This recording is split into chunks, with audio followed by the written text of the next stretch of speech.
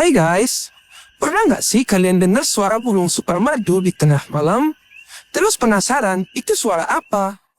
Bukan kuntilanak, bukan juga suara hantu. Ini lebih keren. Ini suara nightingale. Burung kecil yang suaranya bikin BTS aja bisa mupeng. Yuk kita bedah semua rahasianya. Mulai dari nyanyian mistiknya sampai kenapa dia bisa jadi inspirasi puisi cinta sejak zaman bahula.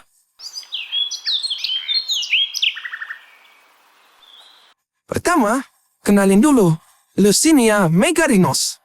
Nama latinnya aja udah kayak mantra Harry Potter. Ukurannya mini banget, cuma 15 cm. Kira-kira segede HP kamu. Warna bulu, archie brown. Kayak warna outfit orang yang bilang, saya simple aja. Tapi jangan remehin.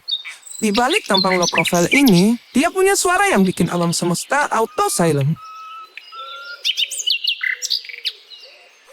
Nih, rahasia di balik suaranya. Shiring. Organ suara burung ini 3 kali lebih kompleks dari burung lain. Bayangin, mereka bisa nyanyi 2 nada sekaligus. Kayak duet sama diri sendiri. Peneliti bilang, shiringnya punya otot khusus yang bisa gerak independen.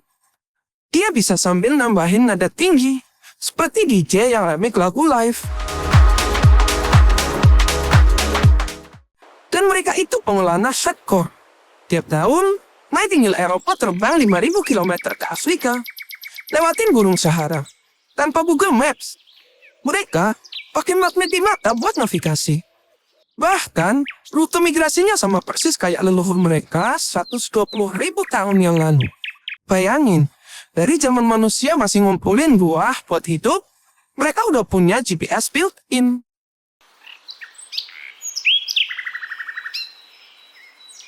Alasan utama, cari jodoh. Tapi ini bukan sekedar teriak, "Hei, gue jomblo." Kicauan malam mereka itu masterpiece. Semakin rumit nadanya, semakin cat si pejantan. Betina bisa ngebedain mana yang beneran jago, mana yang cuma jago kandang. Ada riset bilang, betina lebih suka jantan yang kicaunya punya 200 lebih variasi nada, kayak denger album rap dengan 200 ritme berbeda. Fisikanya juga keren. Di malam hari, udara lebih dingin dan padat. Jadi suara mereka bisa nembus 2 kali lebih jauh, sekitar 2 km. Bayangin, kalau mereka nyanyi di siang hari, suaranya mungkin ketutup sama deru motor atau teriakan mama jualan. Plus, suhu malam bikin suara mereka lebih bass dan baby. Kayak konser jazz underground di tengah hutan.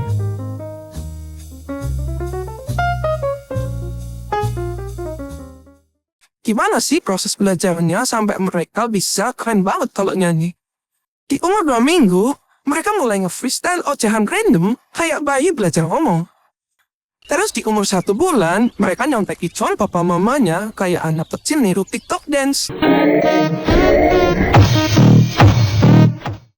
Di umur 3 tahun, udah level Mozart burung, bisa bikin remix icon sendiri. Dan otak mereka ngembang 30% pas musim kawin. Kayak RAM laptop di-upgrade buat main game berat.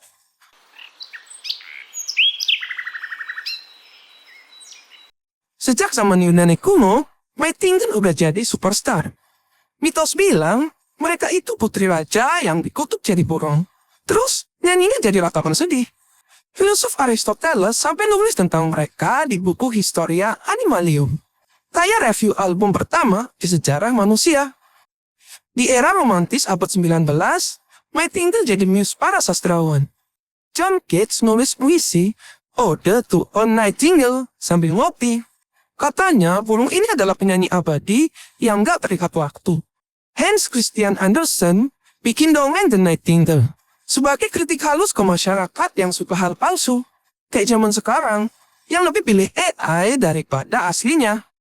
Di Inggris era 1800-an, ada tren Nightingale Listen Party. Orang-orang rela begadang di hutan cuma buat dengerin konser alam ini.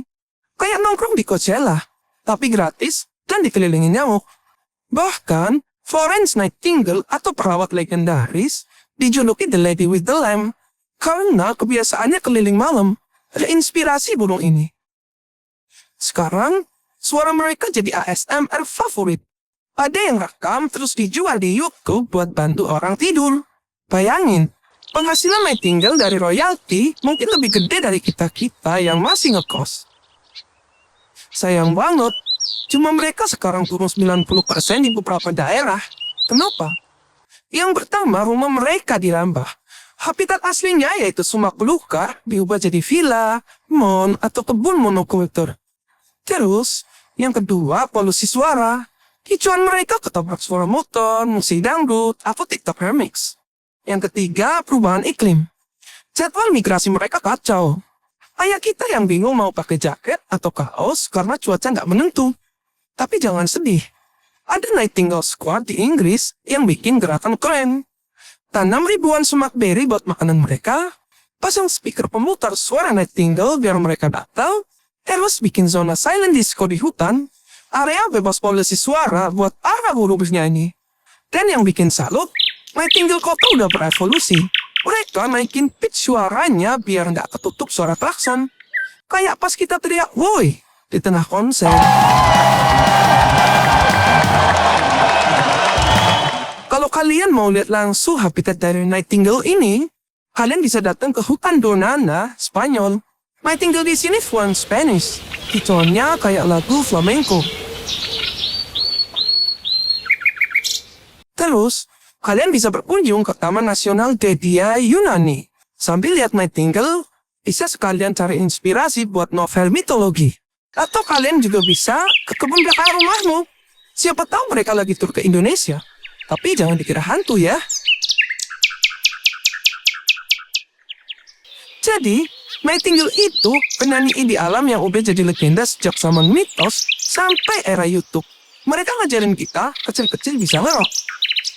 Kalau kalian suka cerita ini, jangan lupa like, komen, dan subscribe. Dan kalau suatu saat kalian dengar suara ajaib di luar jendela, jangan panik. Itu cuma Nightingale lagi nyanyi. Bukan ngajak kamu collab. Siapa tahu kamu mau jadi terkenal di hutan?